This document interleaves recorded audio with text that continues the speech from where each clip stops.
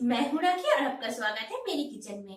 आज मैं आप लोगों के साथ शेयर करूंगी एक चिकन रेसिपी। ये अमृतसर की बहुत ही फेमस रेसिपी है और इस चिकन रेसिपी का नाम है छोले चिकन रेसिपी। मैं इसको घर पे 2 से 3 बार ट्राई कर चुकी हूँ, मुझे बहुत अच्छा लगा और फैमिली मेंबर्स को भी बहुत अच्छा लगा, तो इसलिए मैं ये रेसिपी आप लोगों के साथ शेयर कर रही हूँ। अगर आपको रेसिपी पसंद आया और हेल्पफुल लगे तो जरूर राखीज किचन को सब्सक्राइब कीजिए, लाइक कमेंट एंड शेयर भी कर दीजिए और साइड में जो बेल बटन है उसको भी आप जरूर प्रेस कर दीजिए।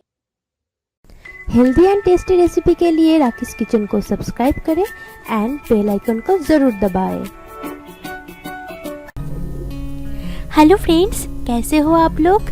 आज मैं आप लोगों के साथ छोले चिकन बनाने की रेसिपी शेयर कर रही हूँ। ये रेसिपी अमृतसर की बहुत ही फेमस चिकन रेसिपी है।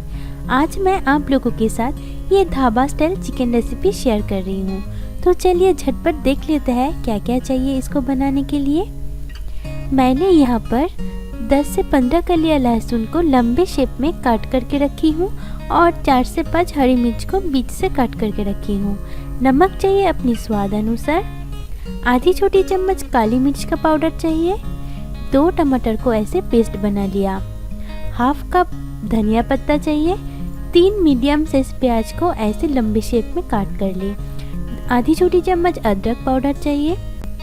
मैंने यहाँ पर 200 ग्राम काबुली चना ले लिया, जो कि मैं सारी रात इसको पानियों में भिगो के रखी थी। अब 4 सीटियों में मैं प्रेशर कुकर में इसको बॉईल कर चुकी हूँ। देखिए ये कितना अच्छा बॉईल हो चुका है। अब मैं इसको कढ़ियों में यूज़ करूँगी। चाहिए 3 छोटे चम्मच लाल मिर्च पाउडर और 2 छोटे चम्मच हल्दी पाउडर। चिकन थोड़ा स्पाइसी हो वही अच्छा लगता है। बटर और कुकिंग ऑयल भी चाहिए। मैंने यहाँ पर 500 ग्राम चिकन ले लिया, जो कि मैं गर्म पानी और नींबू जूस से इसको साफ करके रखी हूँ। तो अब चलते हैं सेकंड प्रोसेस में। मैंने लो मीडियम फ्लेम में एक फ्राइंग पैन को गर्म किया और इसमें 3 बड़े चम्मच बटर दे दिया।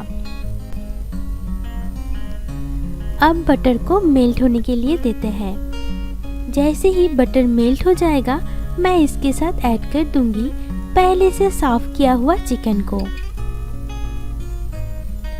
और चिकन को 5 से 6 मिनट तक भूनना है, जब तक ना ये वाइट ना हो जाए।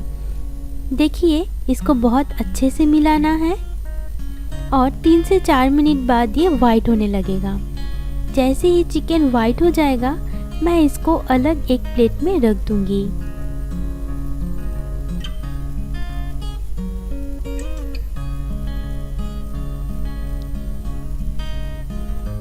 मैंने चिकन को एक अलग प्लेट में रख दिया। अब मैं यहाँ पर 3 बड़े चम्मच तेल दे दिया और जैसे ही तेल गर्म हो जाएगा मैं इसके साथ पहले से कटा हुआ प्याज और पहले से कटा हुआ लहसुन को ऐड कर दूंगी और इसको तब तक भुनना है जब तक ना ये सॉफ्ट हो जाए और इसका कलर भी थोड़ा चेंज ना हो जाए। तो प्याज को और लहसुन को मैं 5 से 6 मिनट तक भूनूंगी, वो भी लो मीडियम फ्लेम में। देखिए प्याज का कलर थोड़ा चेंज हो गया है। मैंने नमक ऐड कर दिया और 3 छोटी चम्मच लाल मिर्च पाउडर ऐड कर दूंगी और साथ ही साथ टर्मरिक पाउडर भी मैंने ऐड कर दिया। अब सारी चीज़ों को बहुत अच्छे से मिलाना है। नमक और लाल मिर्च पाउडर अपने हिसाब से डालें। मैंने यहाँ पर ज़्यादा लाल मिर्च पाउडर यूज़ किया। अब मैं इसके साथ ऐड कर दूंगी टमाटर पेस्ट और फ्लेम को भी लो मीडियम पे रखना है, वरना सारे मसाले जो है वो जल जाएगा। अब सारी चीज़ों को बहुत अच्छे से मिलाना है। 2 से 3 मिनट तक इसको बहुत अच्छे से भूनना है। अब मैं इसके साथ ऐड कर दूंगी अदरक पाउडर और काली मिर्च पाउडर।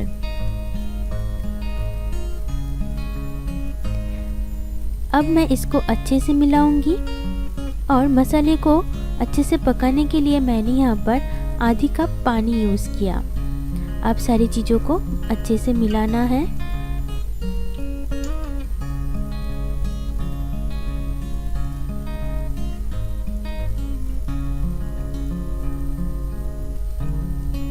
दो से 3 मिनट बाद मैंने यहाँ पर 4 से 5 हरी मिर्च और पहले से फ्राई किया हुआ चिकन को ऐड कर दूंगी और इसको अच्छे से मिलाऊंगी। अब फ्लेम को मीडियम रखें और सारे मसाले के साथ चिकन को अच्छे से मिक्स करना है।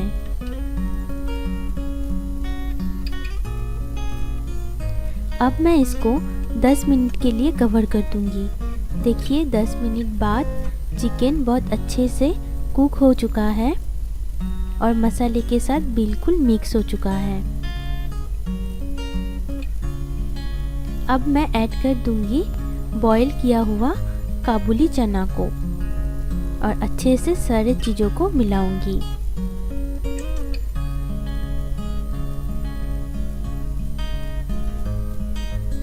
काबुली चना देने के बाद इसको 4 से 5 मिनट तक अच्छे से मिलाना है। अब मैं ग्रेवी के लिए पानी ऐड कर रही हूँ।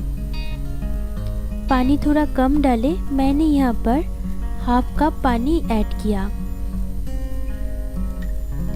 क्योंकि काबुली चना पहले से बॉइल्ड है और चिकन को हम पहले से कुक कर चुके हैं। अब मैं इसको 4 से 5 मिनट के लिए कवर कर दूंगी। 4 से 5 मिनट बाद देखिए कितना अच्छा सारी चीज़ कुक हो चुका है। अब मैं इसके ऊपर धनिया पत्ता को छिड़क दूंगी।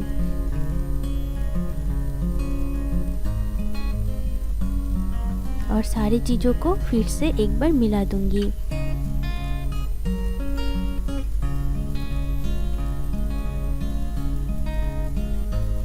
अब मैं इसको कवर कर दूंगी और फ्लेम को बंद कर दूंगी। 2 से 3 मिनट बाद मैंने कवर हटाई और एक सर्विंग प्लेट में इसको सर्व कर चुकी हूँ।